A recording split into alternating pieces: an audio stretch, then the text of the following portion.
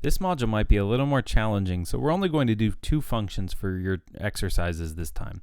We're going to go ahead and start off with a new spreadsheet, and you should enter the script editor. And the first function you should create is one called count fives, just like in the last module, but this time we're going to do it better.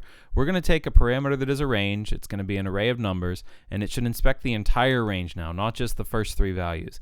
And it should return the number of values in the range that are equal to the number 5. So if you think about this, we're going to have to use a for loop, we're going to have to iterate throughout that for loop, and we're going to have to keep count of every time we find a value in that array, that range that's going to be equal to the number 5. So that one should be pretty straightforward. You're just going to need a variable to keep track of your total, and then you have to return your total. The next function that you should create is one called SumPositive. So this one is going to take a parameter that is a range. Again, this one should be an array of numbers, and this function is going to return a number that is equal to the sum of all of the positive numbers in the range. So ignore the negative numbers and only add to a sum if the numbers are positive, greater than 0.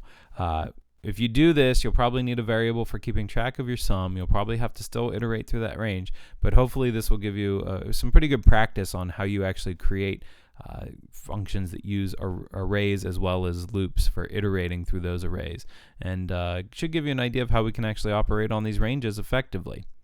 Thanks for watching, and good luck on the exercises.